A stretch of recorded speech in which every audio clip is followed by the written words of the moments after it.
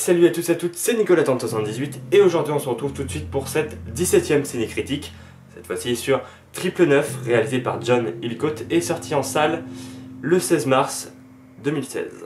Alors dans le film vous allez pouvoir retrouver que du beau monde puisqu'au casting nous avons Casey Affleck, on a aussi Chiwetel Ejiofor, j'espère que je prononce bien les noms, on a aussi Anthony Mackie, Aaron Paul, Norman Reedus et Woody Harrelson. Mais au final, de quoi ça parle? Ex-agent des forces spéciales, Michael Atwood et son équipe de flics corrompus attaquent une banque en plein jour. Alors qu'ils enquêtent sur ce hold-up spectaculaire, l'inspecteur Jeffrey Allen ignore encore que son propre neveu Chris, policier intègre, est désormais le coéquipier de l'un des malfrats. À la tête de la mafia russo-israélienne, la redoutable Irina Vlaslov ordonne à l'équipe d'effectuer un dernier braquage extrêmement risqué. Michael ne voit qu'une seule issue, détourner l'attention de l'ensemble des forces de police en déclenchant un code 999 signifiant un policier est à terre. Mais rien ne se passe comme prévu, malheureusement. Alors, qu'est-ce que j'ai pensé du film? Je suis ressorti de la salle assez satisfait de ce que j'ai vu et en même temps un peu impressionné. Je vous explique. Alors déjà, je vais pas vous le cacher, la raison pour laquelle je suis allé voir ce film, c'est le casting. Parce que lorsqu'on a Jesse Pinkman de Breaking Bad et Daryl Dixon de The Walking Dead qui sont frères dans ce film, je vais pas vous cacher que ça donne envie quand même. Mais au final, même si c'est le casting qui nous a donné envie de rentrer dans la salle de cinéma, c'est pas forcément ce qu'on retient lorsqu'on y ressort. Alors, vu que j'ai pas le droit de spoiler, je vais essayer d'être le moins clair possible du coup, mais sachez que à partir de la première vingtaine de minutes dans le film, il se passe quelque chose de marquant, d'assez choquant, et on se dit waouh, ah oh, d'accord, ok, c'est ce genre de film, c'est ce film là, d'accord, ok.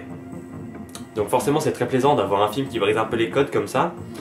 Après, en plus, le fait qu'on suive les braqueurs et non les policiers en premier lieu, eh bien, on a un aspect du film qui ressort qu'on n'avait pas d'habitude.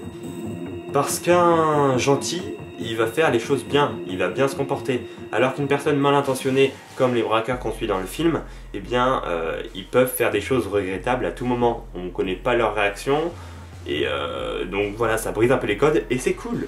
L'équipe de braqueurs vont très mal s'entendre, il va y avoir des engueulades, ça va partir en couille, et du coup, là on sait pas à quoi s'attendre, on sait pas ce qui va se passer parce qu'on connaît pas comment une personne mal intentionnée peut réagir face à ce genre de situation. Et, je le répète, le fait de suivre une mauvaise personne, ça donne un côté stressant je trouve. Par exemple, à un moment il y a un des braqueurs qui doit tuer un autre flic. Du coup, à ce moment-là, franchement, cette scène, je l'adore parce qu'on ne sait pas à quoi s'attendre du tout. Est-ce que le braqueur va passer du bon côté et finalement, bah, il va pas le tuer, ou alors, vu que c'est un connard depuis le début du film, il va quand même le faire. Et du coup, on commence à stresser pour le flic. Putain. Et puis, la réalisation qui gère très bien ce genre d'ambiance, le tout, ça donne une scène oppressante. De plus, le film est assez cru. Il n'hésite pas à montrer des images chocs pour pouvoir alerter le spectateur, lui dire que bah, dans le film, tout peut se passer de différentes manières. Et du coup, bah, on ne sait plus qui croire, on ne sait plus qui suivre. On ne sait plus pour quel personnage on doit avoir de la pitié. On ne sait plus avec quel personnage on doit s'identifier. On se retrouve perdu en fait par les traits du film, très différents de ce qu'on peut avoir d'habitude.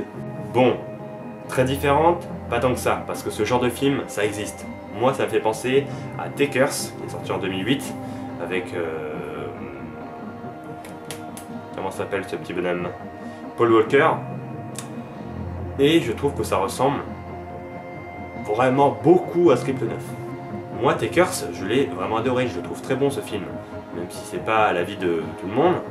Et Triple 9, je l'ai adoré tout autant. Mais voilà, même si le film nous désoriente par les choix que font certains personnages, le choix de réalisation, etc., il faut savoir que ça a déjà été fait, tout simplement. Même si c'est bien. Donc, j'ai fait à peu près le tour de ce que je voulais dire. Au final, le film récolte un petit 8 sur 10, un petit 8 sur 10, voilà. Je le trouve très sympa, même génial. Mais voilà, faut savoir qu'il réinvente pas le genre. Voilà, c'est pas non plus le film du siècle, quoi. Alors, petite anecdote.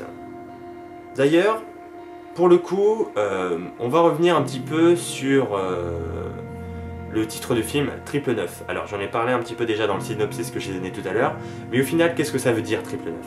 L'alerte 999 ou Triple 9 ou Triple 9 aux États-Unis, c'est une alerte qui est déclenchée en cas d'extrême urgence lorsqu'un policier est touché lors d'une fusillade, par exemple.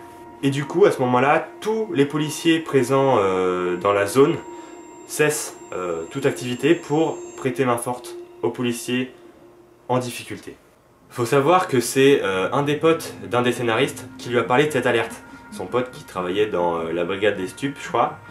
Et bien, faut savoir que le film Triple 9 est né de cette discussion entre le scénariste et son pote de la brigade des stupes. C'est quand même fou, non? Voilà, cette vidéo est à présent terminée, j'espère qu'elle vous aura plu. N'hésitez pas à me donner votre avis en commentaire sur le film ou sur la vidéo. N'hésitez pas aussi à mettre un petit like et à vous abonner si ce n'est pas déjà fait. Moi je vous dis à très bientôt pour une nouvelle vidéo. Ciao, c'est Nico.